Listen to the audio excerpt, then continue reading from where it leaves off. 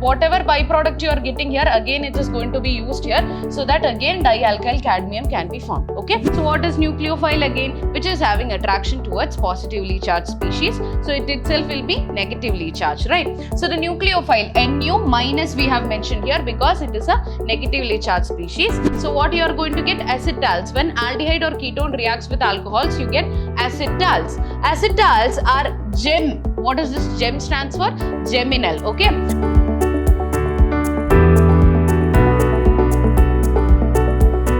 Hello everyone, this is Ambli Unnikrishnan from the Department of Chemistry. So today I am back with session 3 of the chapter Aldehydes, Ketones and Carboxylic acids. So in the last session we studied the nature of carbonyl compound, right? How the sigma and pi bonds are formed, as well as the preparation of aldehydes and ketones were discussed, right?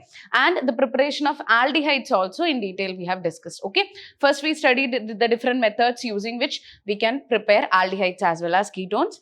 And we have studied the preparation of just aldehydes also. So in today's session, we are going to study the different methods of preparation of ketones, okay? Specifically, how you can prepare ketones, those methods we are going to study, as well as the physical and chemical properties of ketones. So beginning with the preparation of ketones, the first method is from acyl chloride. So we already know what is acyl chloride, right? And it is also called as acid chloride. That means from an acid, the OH group will be replaced by a chlorine. So that is called as an acyl chloride. So acyl chlorides are treated with dialkyl cadmium. R2CD is called as dialkyl cadmium. That means you have two alkyl groups and cadmium. CD stands for cadmium, which is obtained by the reaction of cadmium chloride with Grignard reagent. So how you are obtaining dialkyl cadmium? It is between the reaction of cadmium chloride, that is CdCl2, and RMgX, which is Grignard reagent, okay? And it will give you ketones, okay? So first let us see how dialkyl cadmium is prepared. So you have 2 moles of RMgX, that is your alkyl magnesium halide, which is Grignard reagent, reacts with CdCl2, cadmium chloride, to form R2CD. So you have these two R, okay, and cadmium will be replaced there, R2CD, and what is left behind? 2MgXCl, okay, you are going to obtain. So from this first step, this is your dialkyl cadmium. So now this dialkyl cadmium is going to react with acyl chloride or acid chloride to form the ketones. So as you can see, R-COCl is going to react with R2CD. What is going to happen here? Instead of the chlorine, what is going to happen?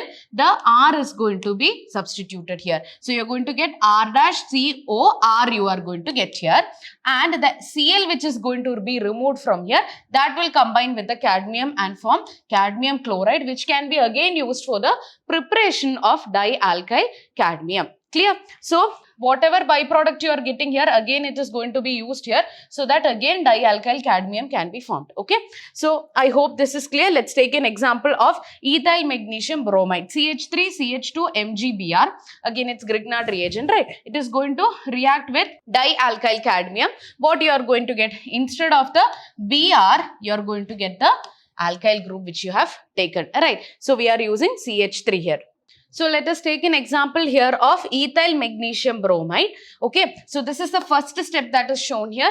That is, the Grignard reagent reacts with cadmium chloride to form what? Dialkyl cadmium. So which is the alkyl group here? CH3CH2, that is ethyl. So what you are going to get? Diethyl cadmium you are going to get. That is CH3CH2 CdCH2CH3. Now this is going to further react with acid chloride and form the ketone, right? Now let's take another example of benzyl chloride, that is benzene group you have, on which you have COCl. This is benzyl chloride, right? To which again we are using ethyl cadmium, okay? That is dialkyl cadmium you are using. What is going to happen? This Cl is going to be replaced by your alkyl group, which is CH2CH3. That is ethyl will be replaced here, and CD and Cl will combine and form CdCl2. Clear?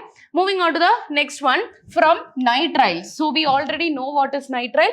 RC triple bond N is called as nitrile. While studying studying aldehydes also we have discussed this, right? So the treatment of nitrile with Grignard reagent followed by the hydrolysis gives a ketone. So nitrile can also react with Grignard reagent to form ketones, as well as acid chlorides can also react with Grignard reagent to form ketones. So nitriles, that is RC triple bond and reacts with RMgX, that is Grignard reagent. So this is mentioned as R dash to mention that it is both different alkyl groups that we have taken. So in presence of ether, what is going to happen here? So the nitrile RC triple bond N reacts with R dash MgX, which is Grignard reagent, to form a intermediate complex which on further hydrolysis will give you the ketone. So let us see, RC triple bond N stands for the nitrile which is going to react with R dash MgX, which is Grignard reagent. In presence of ether, what is going to happen here? The alkyl group is going to attach with the carbon because alkyl is partially negatively charged and MgX will have partial positive charge. Here also carbon will have the partial positive charge, nitrogen is going to have the partial negative charge because nitrogen is more electronegative. So what happens? MgX is going to attack the nitrogen and R will be attached to the carbon. So now what happens? If it is attaching, the triple bond will become a double bond, right? So that is what is mentioned here. This R is mentioned here. See the carbon atom you are having. Now to the nitrogen, MgX will be attached. So double bond N MgX will be there and the other alkyl group is going to attach with the carbon, which is shown here. Clear? Now it is going to undergo hydrolysis. We are going to add water. What is going to happen? This NMgX will be replaced by oxygen. We are going to hydrolyze it, right? And the alkyl group will remain as it is and this will remain. We are adding water, right? So you will have the OH also, which is going to combine with the magnesium and halogen form MgOHX and ammonia will be liberated. So what you are going to see here, RCOR dash, what is it? It is a ketone, right? So now let's take another example of an ethyl nitrile. So that is CH3, CH2, C triple bond and reacts with phenyl magnesium bromide, that is C6H5Br in CH6H5 MgBr in presence of ether. Again, what is going to happen? The alkyl part is this one. So it is an aryl group actually, C6H5. So this is going to get attached to the carbon. MgBr part is going to attach with the nitrogen. So what you are having, CH3, CH2 and then to the carbon you will have the C6H5 which is shown here. And to the nitrogen you will have the MgBr. So nitrogen is already there and MgBr will get attached. Then it is going to undergo hydrolysis and what will happen? You will have the oxygen atom here. C6H5 will remain as it is and it will form again MgOHBr and ammonia will be liberated. Again you got ketone. Clear? Now moving on to the next method, that is from Friedel-Crafts reaction. Okay, so by this time you are already familiar with what is Friedel-Crafts reaction, right? So when benzene or substituted benzene is treated with an acid chloride in the presence of anhydrous aluminium chloride. Okay, so we are using again acid chloride and in presence of anhydrous aluminium chloride, this reaction is going to take place. It gives the corresponding ketone. Okay, so benzene we have taken here, RCOCl stands for acid chloride, right? In presence of anhydrous aluminium chloride, what is going to happen here? So in here, the acyl group is going to get attached to the benzene. Which is the acyl part? This is COR or else RC double bond O. So this is your acyl group. Okay, so what is going to happen? This is going to attach to the benzene. You're going to get COR here. So what is it again? It is a ketone, right? This is an alkyl aryl ketone. That means you have an aryl group, you have an alkyl group and a ketone here. So this is again ketone. Clear? So now example, when benzene is treated with acetyl chloride in the presence of anhydrous aluminium chloride, it gives acetophenone. So benzene we have taken, CH3COCl we have taken. It is acetyl chloride obtained from acetic acid. Okay, so acetyl chloride, what is going to happen? This is your acyl group part, that is COCH3 is going to attach to the benzene and you are getting a ketone here. So on one side you have a phenyl group, another side you have a methyl group. So this is a ketone. Which ketone is it? Acetophenone, because it is obtained from acetic acid. Clear? So now moving on to the physical properties of aldehydes and ketones. Methanol is a gas at room temperature. Ethanol is a volatile liquid. And other aldehydes and ketones are liquid or solid at room temperature. So that means the lower aldehydes and ketones are gases in nature. That means containing 1 to 2 carbon atoms, and the medium ones or the middle ones, that is containing 2 to 14 carbon atoms, those will be liquids, and the higher ones, as it is having more and more carbon atoms, they will be solid at room temperature. Boiling points of aldehydes and ketones are higher than those of the hydrocarbons and ethers of comparable molecular mass. Okay.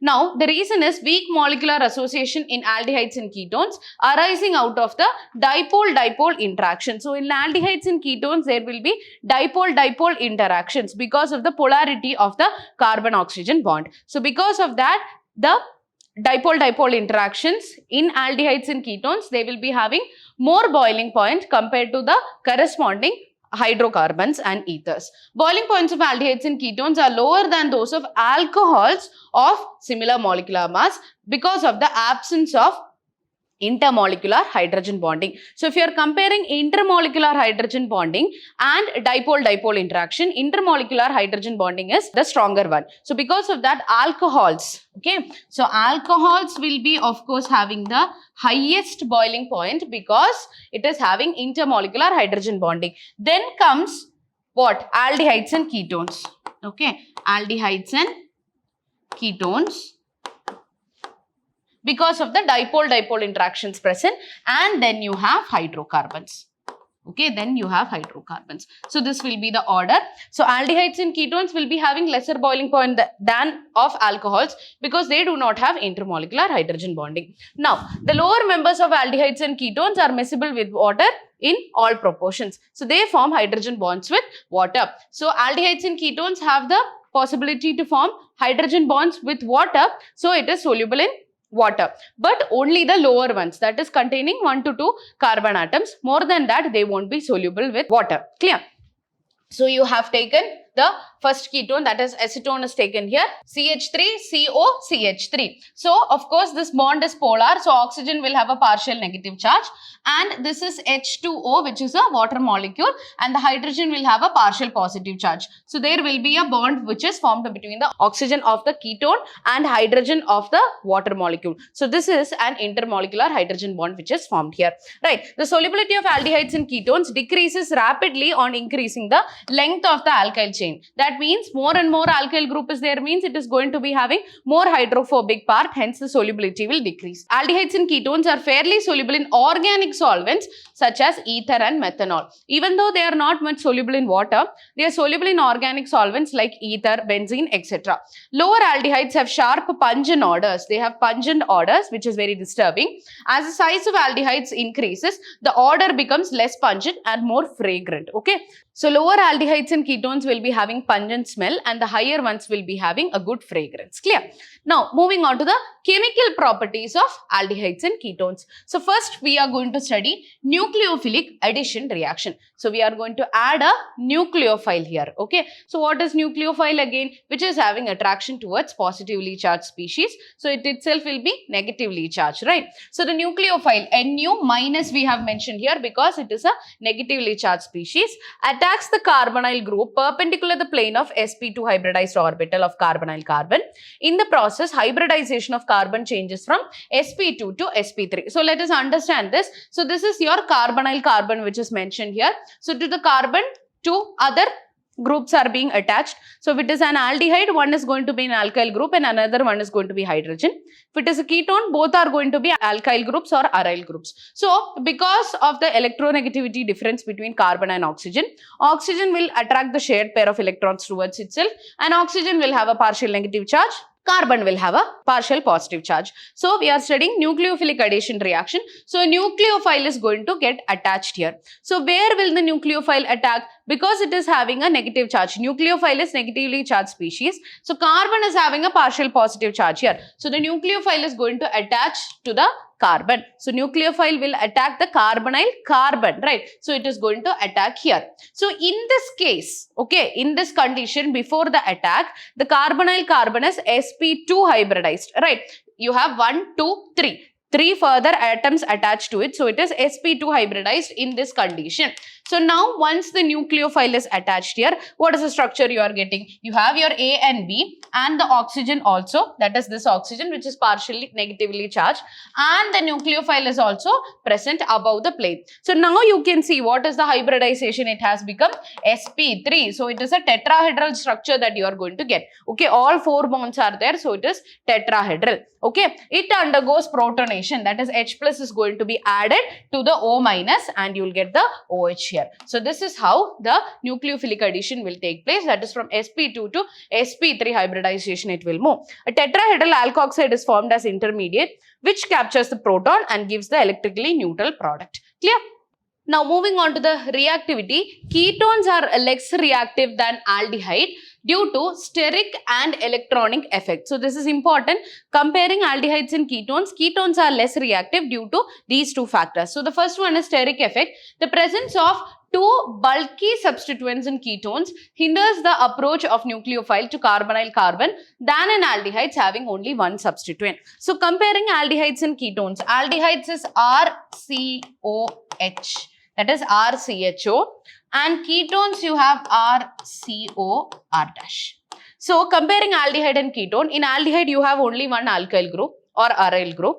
But in case of ketone, on both sides you have an alkyl or aryl group. Okay. So because of this bulky groups compared to hydrogen, of course the alkyl groups are heavier, right? So because of the presence of only one bulkier group here, the reactivity of aldehydes is more, because it is easy for the nucleophile to attach or attack this carbonyl carbon because only one bulky group is here. But coming on to ketone, on either side we are having two bulkier groups. So what happens? It becomes difficult for the nucleophile to attack the carbonyl carbon. I hope it is clear, right? Because of the reasons that is called as steric effect. That means more and more bulkier group is present. It becomes difficult for the nucleophile to attack the carbon. The next reason is electronic effect. The electrophilicity of the carbonyl carbon in ketones decreases due to the presence of two alkyl groups. Hence, aldehydes are more reactive than ketones. So, alkyl groups are electron donating groups. So, what happens? It is donating the electrons. So, what happens is the electrophilicity or the electrophilic nature of the carbonyl carbon will become less. So, in here, in case of aldehydes, you have only one alkyl group. So, it is not much of an issue. So, but compared to ketones, what is going to happen? Both are alkyl or aryl groups. Hence, the electrophilicity of the carbonyl carbon will become much lesser. Because of that, the nucleophilic reactivity of the ketones will be lesser than the aldehydes. Now, first reaction we are going to study, that is addition of hydrogen cyanide HCN to aldehydes and ketones. So in the first step, CN minus, so in HCN, which is the nucleophile, CN minus is the nucleophile, right? So it attacks to the carbon of the carbonyl group to form alkoxide ion. In the second step, protonation of the alkoxide oxygen creates the cyanohydrin product. So what is going to happen? HCN is going to produce CN minus and H2O, right? So this CN minus is your nucleophile. So to the carbonyl carbon, CN minus is going to attach. So carbonyl carbon is this one. Again, as it is polar in nature, oxygen will be having partial negative charge, carbon will have the partial positive charge. So CN minus is nucleophilic, it is going to attach to the carbon. So what is that? You are going to get already these two bonds are there and the CN minus will get attached to the carbon. So what will be here? This double bond will break, of course. O minus will be left here. So that O minus is shown here, to which we are going to add proton. Protonation takes place. It is going to attach to this oxygen and you will get cyanohydrin. This is called as cyanohydrin, where you have the CN and the H will be added here. You will get the OH. So this is called as cyanohydrin. I hope it is clear. So let's take an example of a ketone, which is acetone, CH3 COCH3, to which we are adding HCN. HCN, the nucleophile is CN minus. So what is going to happen here? CN is going to attach to the carbon and the intermediate you are going to get is CH3, CCH3, and you have the O minus and the CN is going to attach the carbon. Now to this, it undergoes protonation. H plus will be added to the O minus. You will get CH3, CCH3, OH and CN. So this is called as cyanohydrin. So this is called as cyanohydrin. The next one is addition of sodium hydrogen sulfate. Sodium hydrogen sulfate is NaHSO3. So in NaHSO3, the nucleophile is HSO3 minus and Na plus is positively charged. So HSO3 minus is going to get added here to the carbonyl carbon. So saturated solution of NaHSO3 in water when mixed with aldehydes or lower members of ketones forms crystalline bisulfite addition product. So as discussed, in carbonyl carbon, oxygen will get the partial negative charge, carbon will have the partial positive charge. So this HSO3 minus part is going to attack the carbon and Na plus will attack the oxygen because it is negatively charged. So what is going to happen? ONA you are going to get, right? O minus will be there, Na plus will be there. So it is OSO2H, which is actually SO3H itself. So it is forming a bond with the oxygen. That is why it is written like this. So that will get attached here. That is, this HSO3 part is going to attach to the carbon and sodium is going to attach the oxygen, which is shown here. Now again, proton transfer will take place. That means proton transfer. That means H plus transfer is taking place. This hydrogen, that is the H plus ion, will be coming here and the sodium will go here. So what you are going to get? OSO2Na and OH is going to be obtained here. So this is the bisulfite addition product. So first what will happen? NaHCO3, the HSO3 part will get attached to the carbon, Na to the O. Then what happens? Proton transfer will take place. Hydrogen will come here, sodium will go there. So that is a product you are going to get. Okay. Now the next one is, so now let's take a specific example here. CH3, CHO and NaHSO3 we are going to add. So here what happens? HSO3 minus is going to attack the carbon. Na is going to attack the oxygen because it is partial negative charge. Now what is the product you are getting? CH3COSO2H, that is the HSO3 minus part, and ONA. Now proton transfer will take place, hydrogen will come here, sodium will go there. So you will have OSO2Na there and OH here. Clear? So that is the product which is formed. Now the next one is addition of alcohols. Aldehydes reacts with alcohols in the presence of dry HCl gas to form acetals. Okay, so what you are going to get? Acetals. When aldehyde or ketone reacts with alcohols, you get acetals. Acetals are geminal alkoxy alkanes in which two alkoxy groups are present on the terminal carbon atom. In this reaction, the addition of one molecule of alcohol to one molecule of aldehyde result in the formation of hemiacetal. So first what is going to happen is, to the aldehyde or ketone, we are going to add one molecule of alcohol which forms a product which is called as hemiacetal.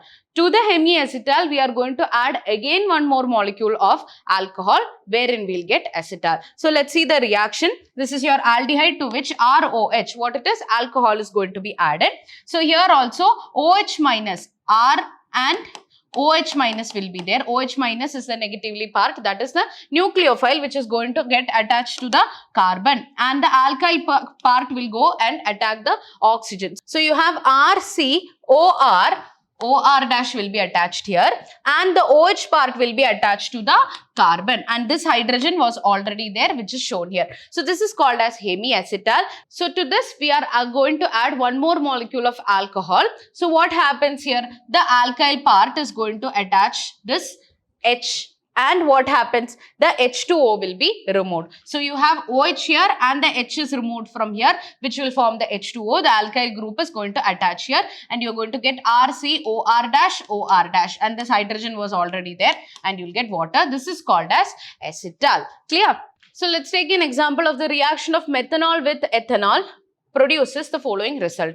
Okay, so acetaldehyde we have taken CH3CH2 and CH3OH, which is methyl alcohol. So oxygen is having a partial negative charge, carbon will have a partial positive charge. So what is going to happen? The nucleophile OH minus is going to attack the carbon atom and the alkyl group will be attached to the oxygen. So you get CH3COH and OCH3. So this is going to attach here, you get the OCH3, hydrogen is already there. So this is hemiacetal, to which again we are going to add one more molecule of methanol. So what is going to happen? One more molecule if you are adding, that alkyl group will be attached to the hydrogen. Hydrogen will be replaced and in place of that the alkyl group will come. So you have the OCH3 there also, already one OCH3 was there. So this is your acetal which is being formed. Clear?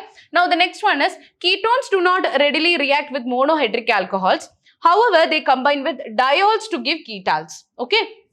So aldehydes can react with monohydric, that means which contains only one alcohol group. It can react with them and form acetals. But ketones do not readily react with monohydric alcohols, but it can react with dihydric alcohols. That means two hydroxyl group containing alcohols, and it will form ketones. Okay, so let's see. This is ketone here, RCOR, it reacts with ethylene glycol, that is a dihydric alcohol. So what is going to happen here?